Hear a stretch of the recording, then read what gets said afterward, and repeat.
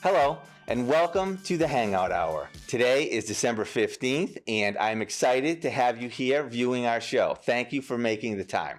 Today's show, we have two really interesting guests for you. The first is our brand new children's librarian at the Hopkinton Public Library, and the second is our town clerk, who has been on before and has some really cool insights into the things that he archives and how things work in his office.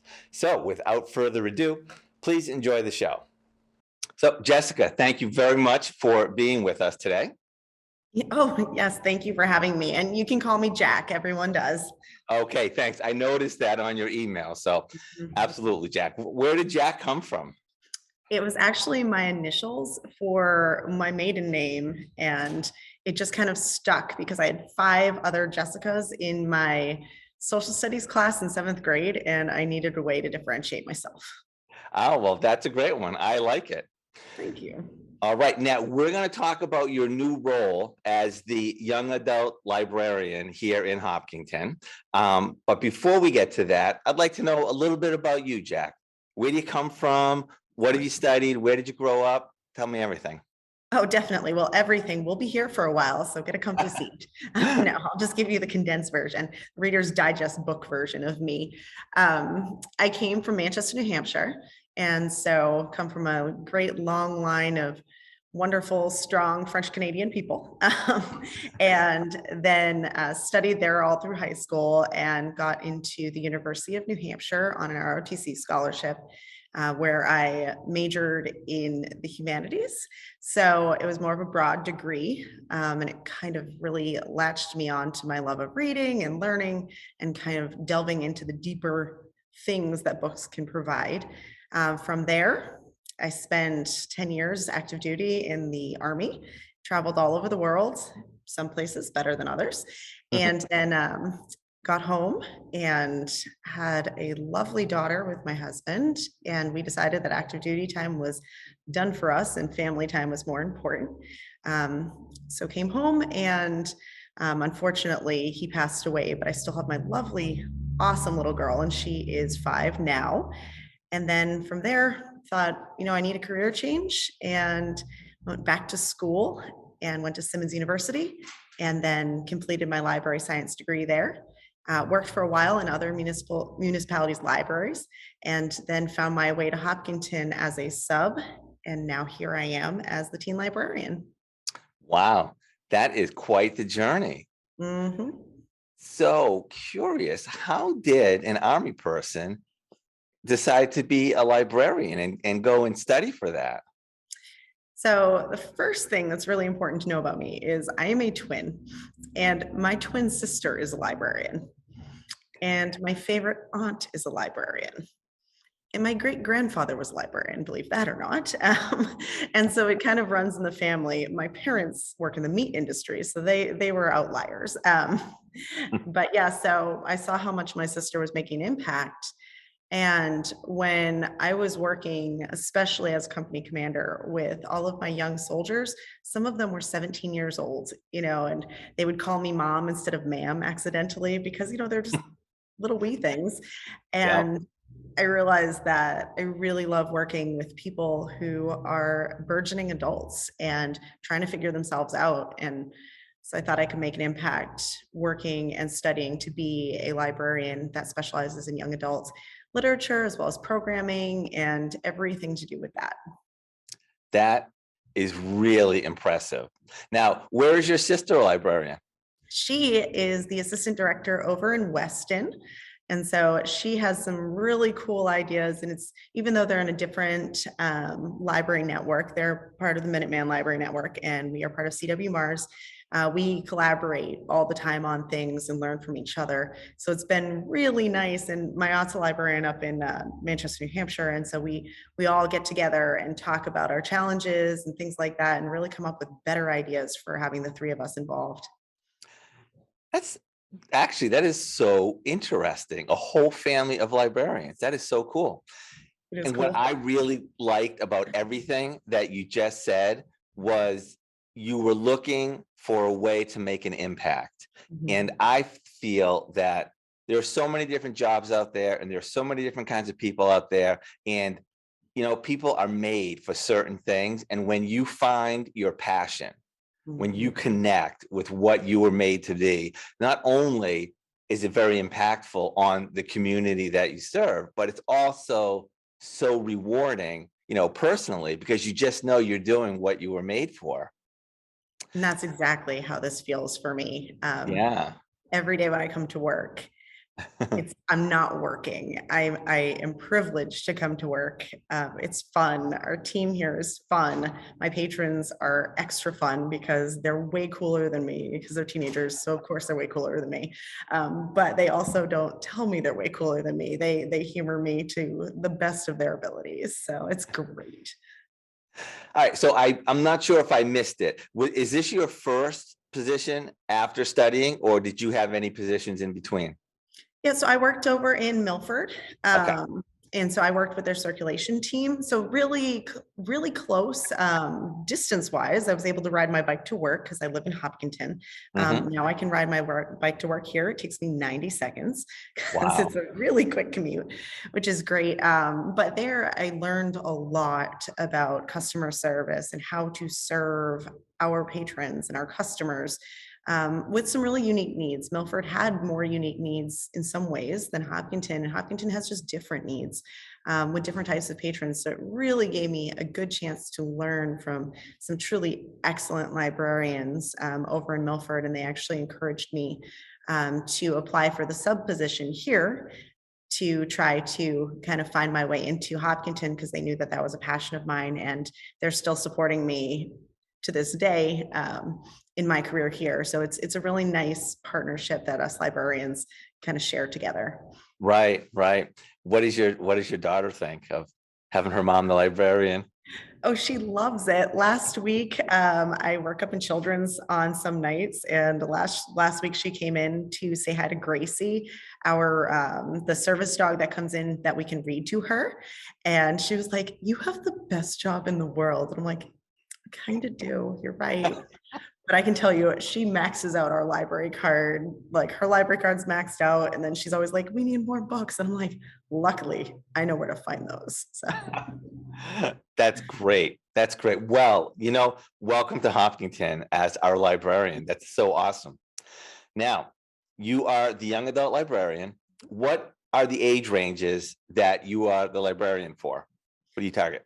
Yeah, so that's a really interesting question because even though I have my young adult room, and so we consider kind of young adults, some folks are young adults earlier than others, and some are later than others, and there's absolutely nothing wrong with either like range of the spectrum.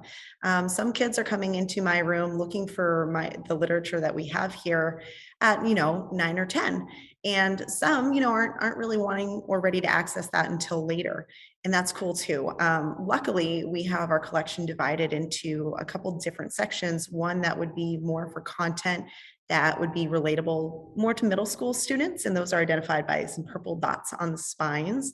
And it's not that necessarily it's less complex or the reading level is lower. That's not true at all. It's that it has stuff that those kids can relate to. The characters might be of the same age, or they might be facing challenges that are similar to what a middle school student or a slightly lower than middle school student would be facing. And then some of our other literature is young adult literature, meaning older teens, all the way up to burgeoning adults. We can kind of call them new adults, and that would be the college age range. But let me put a caveat there.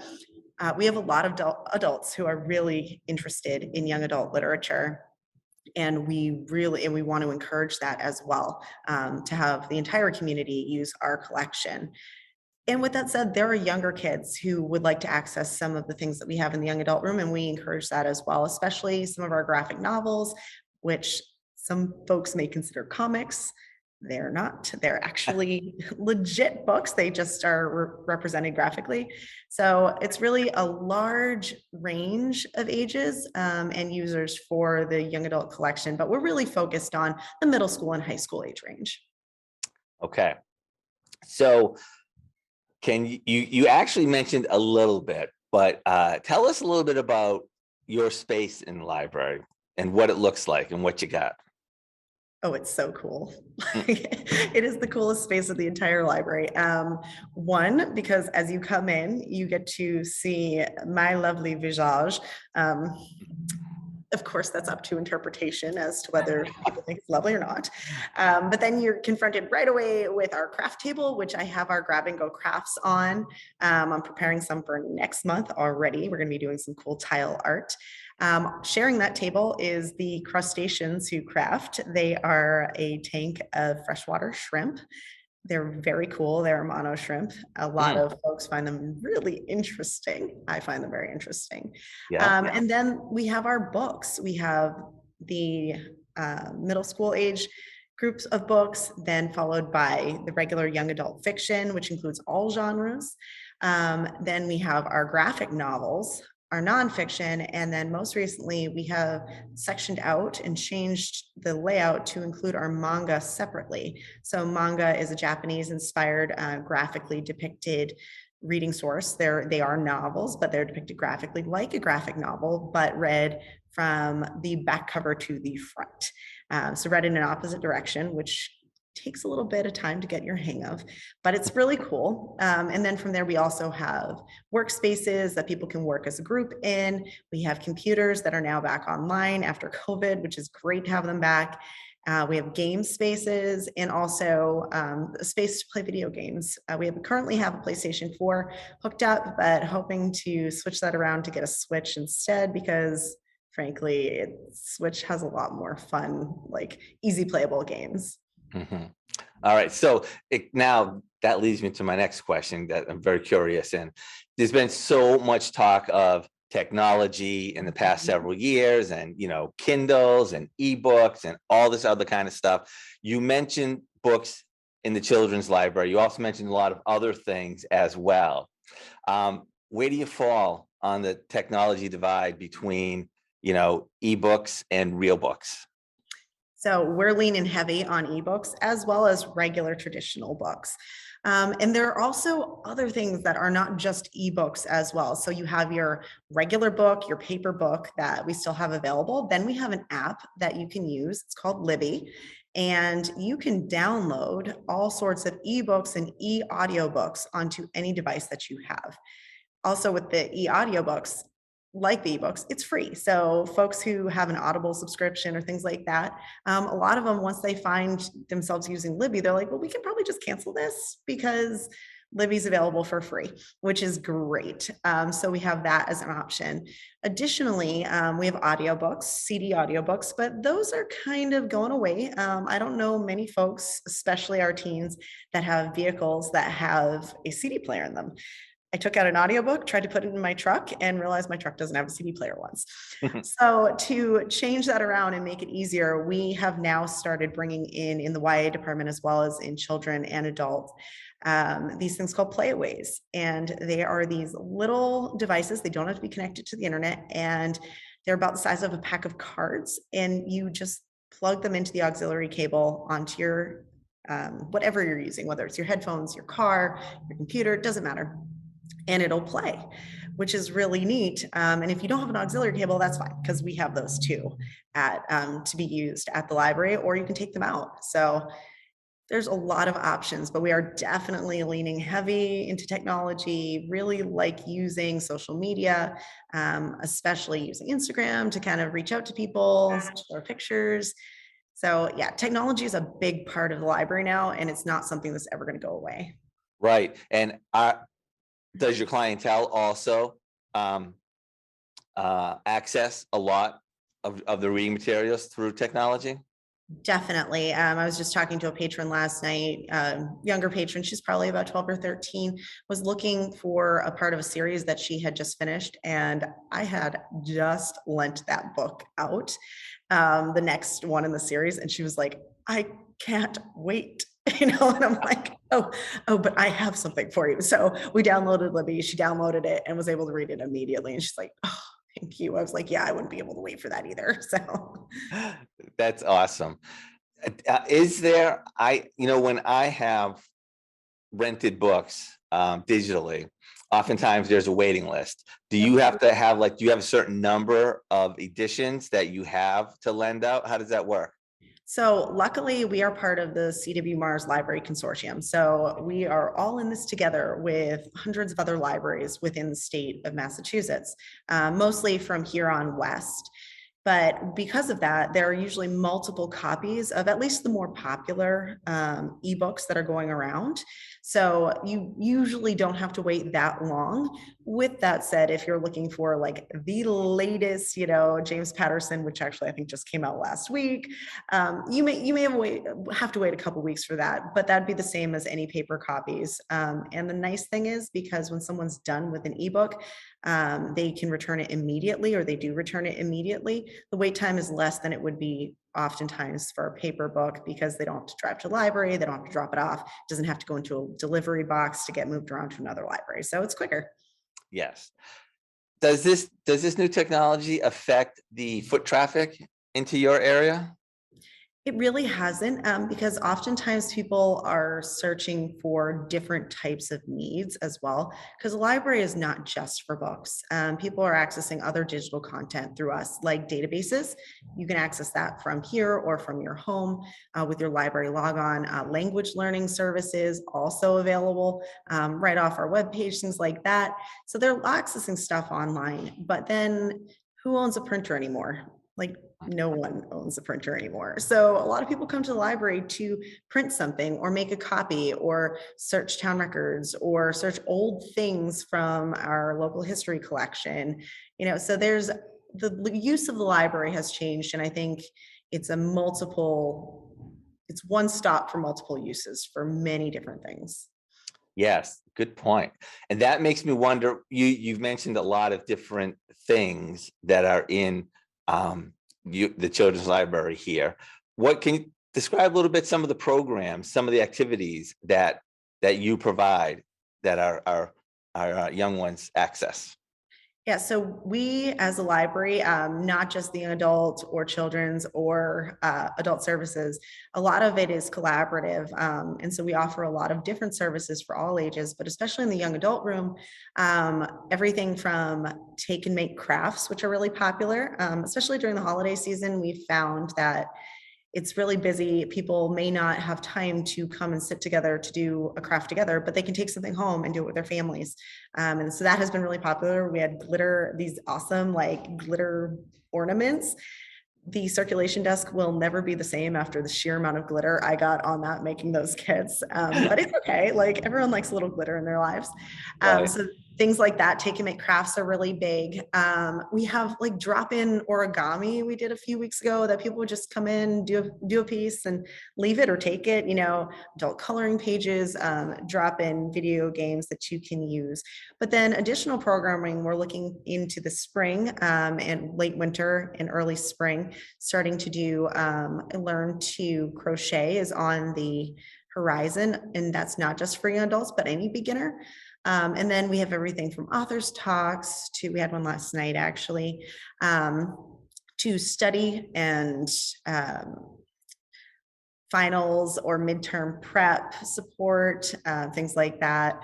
Occasionally we'll just have gaming nights, things to hang out and play, whether if you like tabletop gaming. We're looking to really try to get into other tabletop gaming like Dungeons and Dragons and things like that, which might just give another option for other users who really want to use library in different ways. Wow, that's a lot of stuff. That's a lot of stuff, Jack. Libraries are really cool. Yeah, definitely, definitely. How long have you been in the position, Jack? So I have been in this specific position since end of October. So really hit the ground running. Yes, yeah. Might be a little early for this, but in your role as the librarian, when you look around your space and you look around the programs, is there anything that you've been thinking about that I'm going to try something, I'm going to start something, I want to do a little something? Definitely, 100%. So first thing is we definitely want to expand our manga collection to suit the needs of our young adult readers and adult readers who like to read manga. And it's something that I think provides a different perspective and a different reading option. So that's really big. The next thing is also to continue to make our space even more inclusive than it already is, providing texts that are inclusive for whether it's fiction or nonfiction that really support our entire community, whether it's folks who are newly immigrated to the area, maybe from a different country, who are looking for literature to make them feel more comfortable or just to relate to better. So having an own voices element to that, especially with the authors that write certain types of literature, or having LGBTQ friendly literature, especially nonfiction literature that allows people to understand and ask questions. Because my main target audience, they're people who are growing and questioning and trying to understand themselves. So we want to provide great like factual literature that help them understand things like puberty, or how their bodies or minds are changing and things like that, and offering it in a factual and frank way that respects them. So I think that's definitely the way forward, at least for the collection. Wonderful. That's really cool. Our time grows short. Two Mhm. other quick questions I want to sneak in there. Do you have a personal story as relates to a book as you were growing up, as you were a young adult, or a story that of someone that you have seen be affected or touched by a book from the library? Do you have anything like that? I do. And this is actually a weird story because it has nothing to do with a very good book, because the book itself was garbage.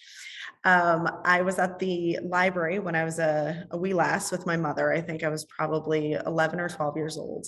And I walked in and I was reading probably some books that may have been a little old for me, developmentally wise, but it was what was available.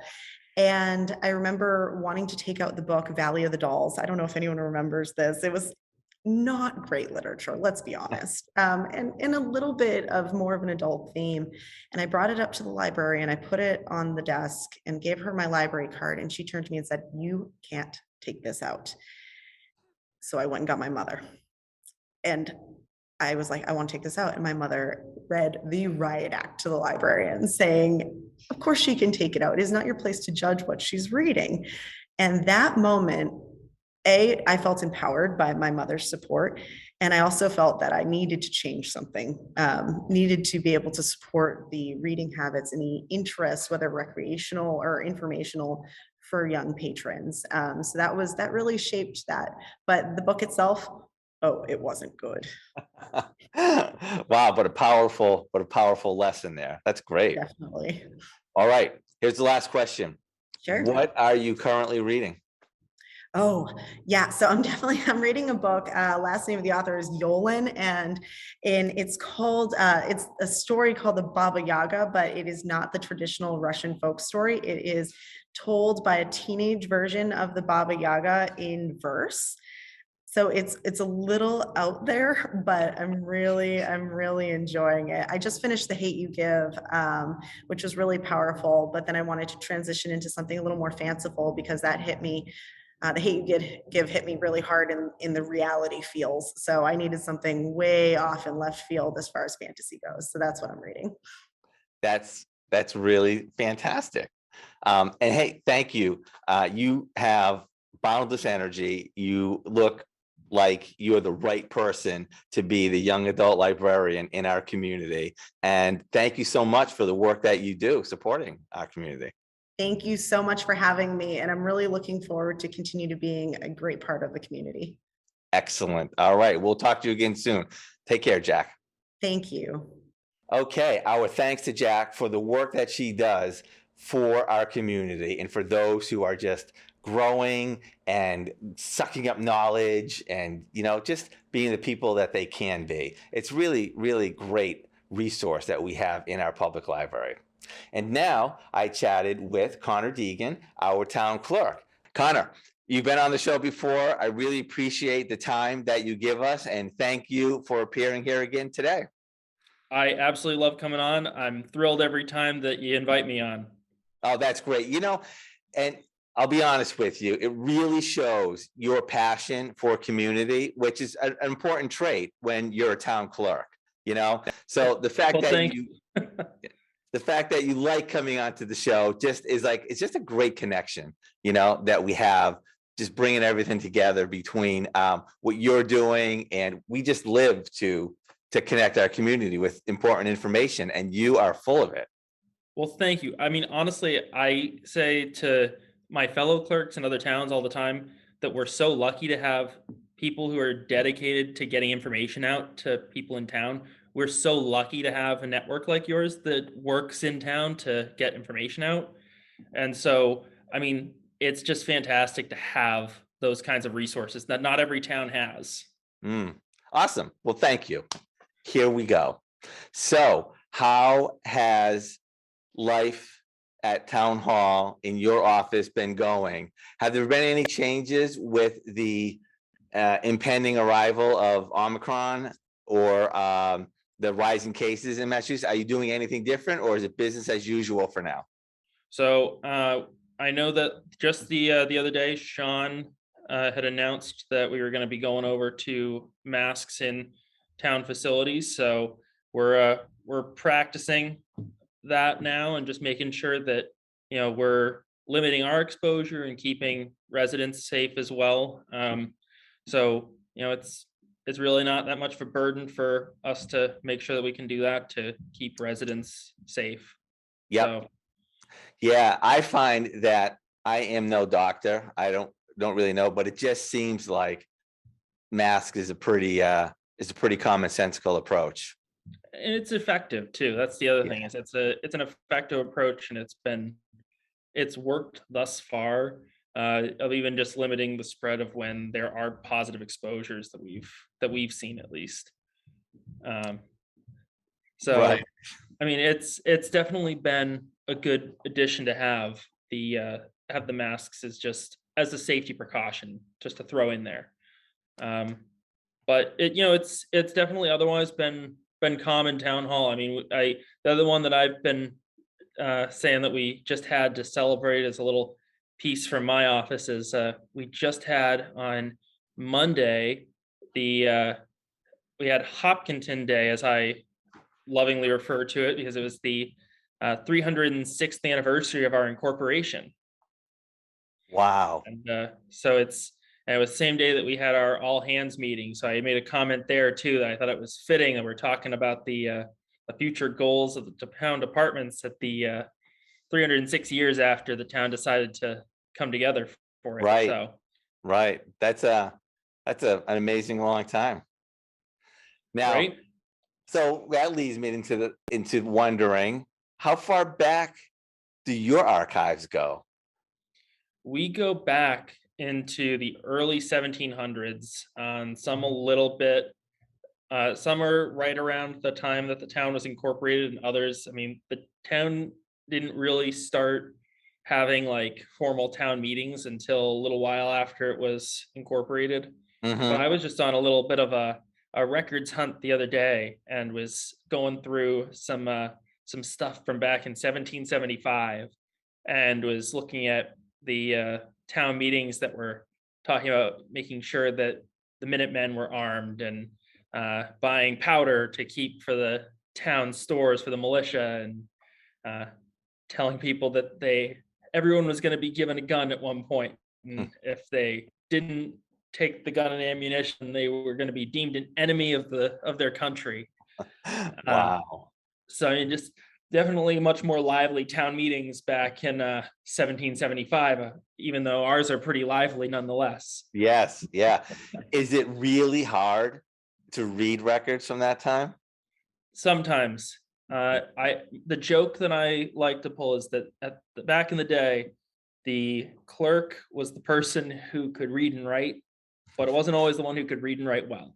Uh, so like you'll go and find things that are spelled wrong or whatever else. Some of them are spelled to the period, but some stuff is just spelled blatantly wrong, and, Right. and it causes you to pause. Like, wait a minute, that's not how you spell committee.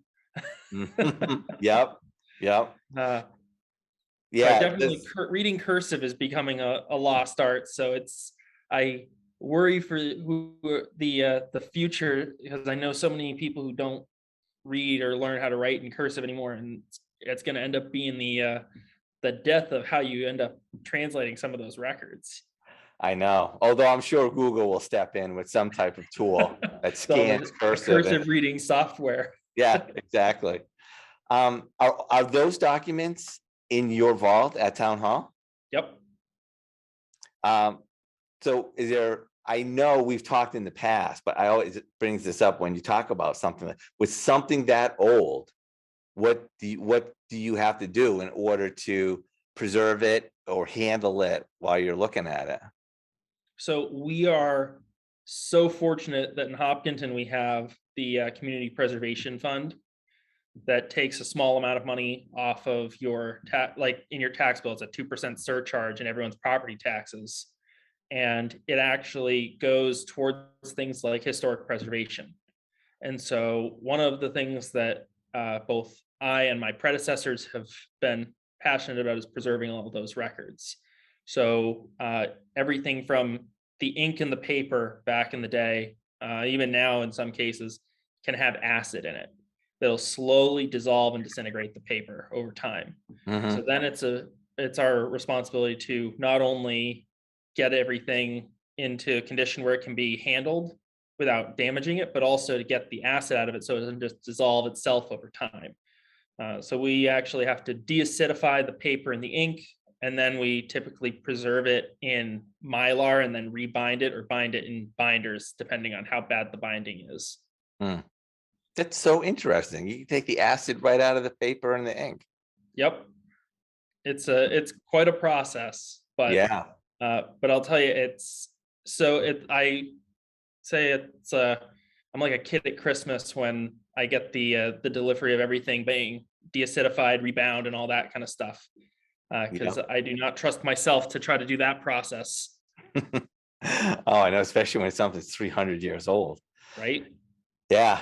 What about current day documents and artifacts? I I mean, do you print them out? Do they go to a printer? Is everything just digital nowadays? How are those things handled? I often wish that everything was digital nowadays, but no, we've got a lot of current records as well that we have to print on special archival paper. We have to use special types of ink in order to limit the amount of both fade but also damage to the paper. Hmm.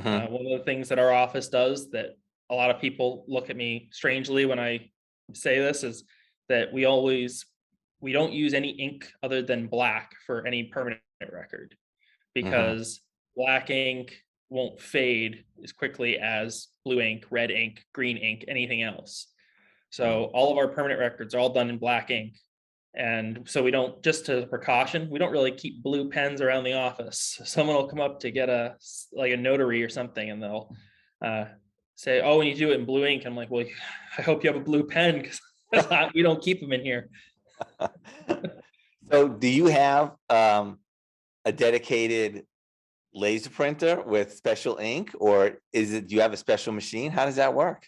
So we pretty much just have uh, all of our printers use the like laser jet, so we can use that to avoid having ink that's going to actually cause it to be acidic. And then the archive quality paper helps significantly. And then eventually it'll get to the point where it'll need to be restored as well. But the when you do the restoration, it adds hundreds of years onto the life of a document. I see. So it's stuff that we won't have to worry about for generations with a lot of the documents that we have already restored. And Yeah. the ones that we have now won't have to be restored for probably at least, won't have to even be preserved for at least a few decades. Okay. All right. Now I do know every time I get an email from anyone at town hall, it talks about, open records stuff. I'm assuming you don't print out all the emails that come out of town government.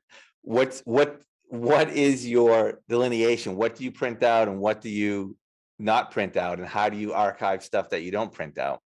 So because we use Google for all of our storage of electronic records as well as for email and everything else, every single email that we send from the town domains gets archived immediately. Every single record that we create digitally gets archived immediately.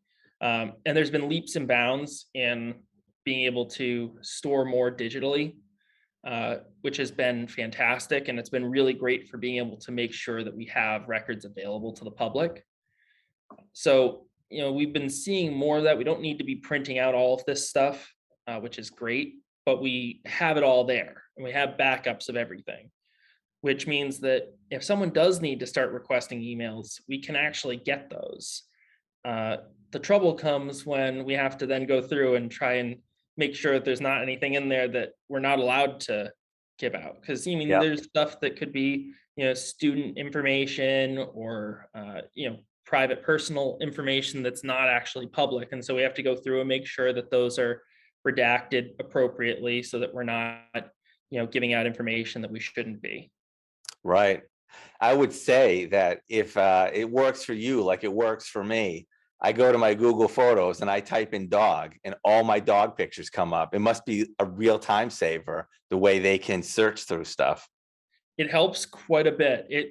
It's tough when you don't get like every once in a while we get a public records request. It doesn't give us a timeline.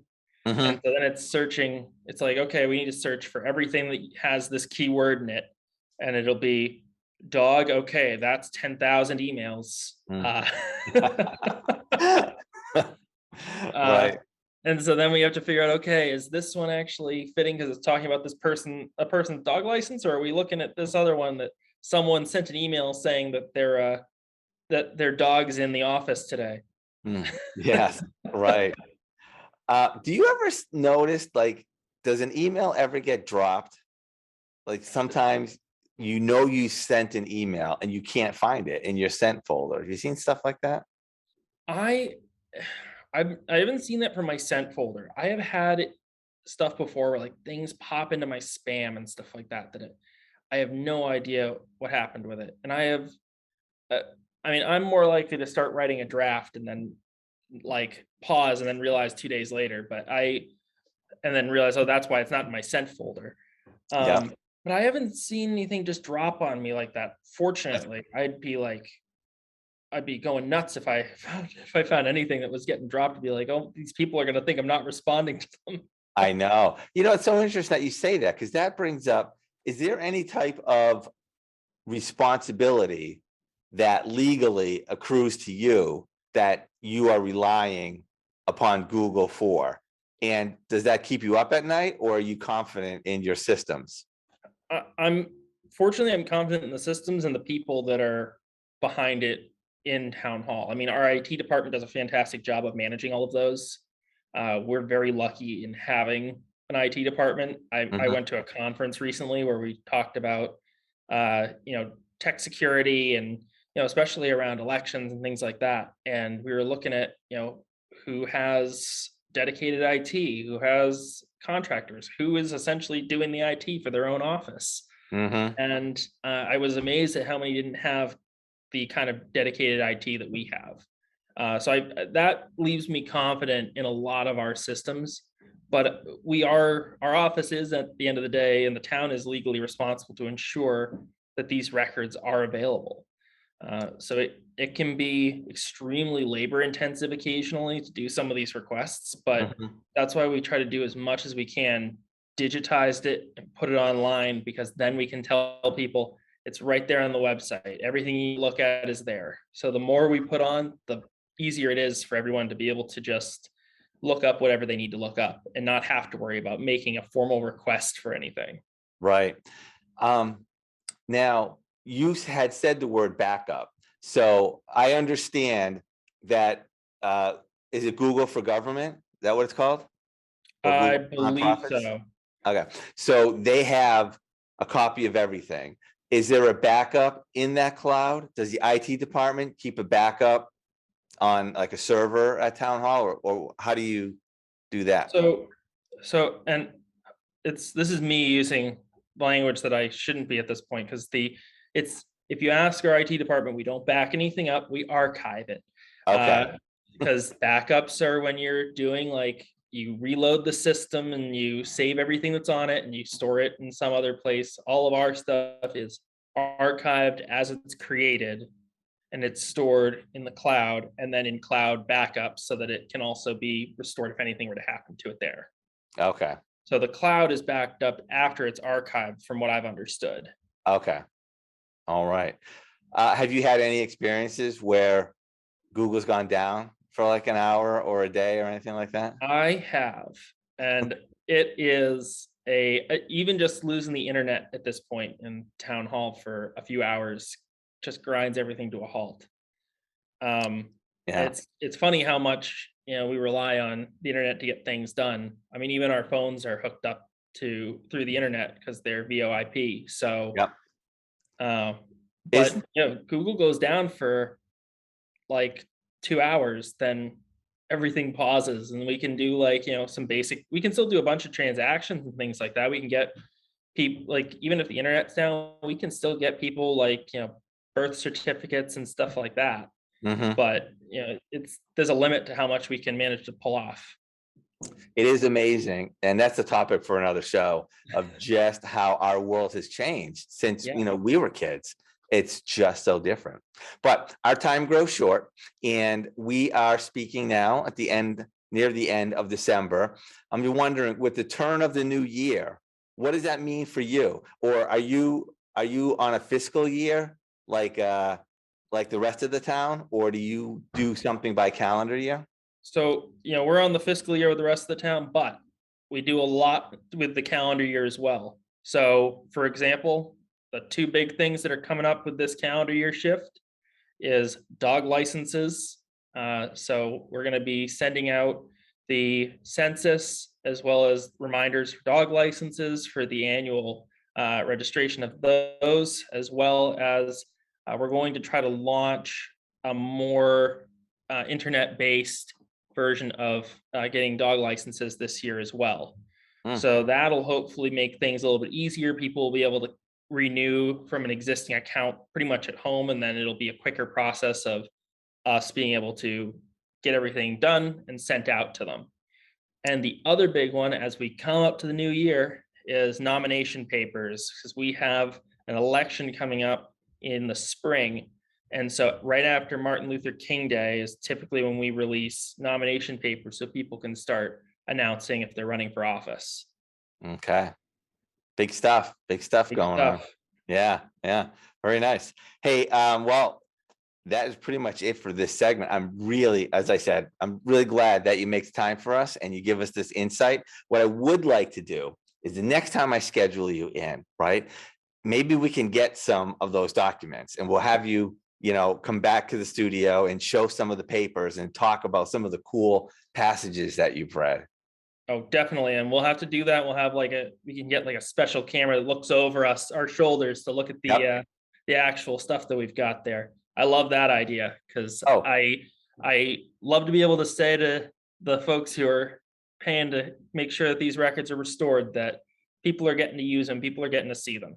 And thanks again for having me. I mean, I love coming on, and I can't believe the time's up already because the time just flies when we're chatting.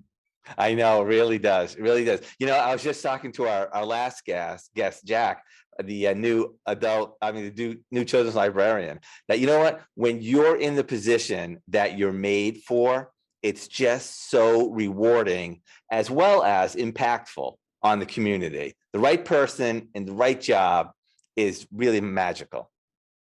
Well, and that's always the hope. And it's great that we keep being able to get these great finds of people like that as well, Yeah. that are dedicated to their job and they're passionate about it, because those are the people that they enjoy their work, and it shows with residents and with other people who use the services. Right. All right. Until next time, sir, you have a great day. Thank you. You as well, stay safe, and stay sane. Okay. Bye-bye. Bye. Okay, Connor is tireless in his work for our community, and I'm really appreciative of the time that he makes for us. And I look forward to looking at some of those old documents in a future episode.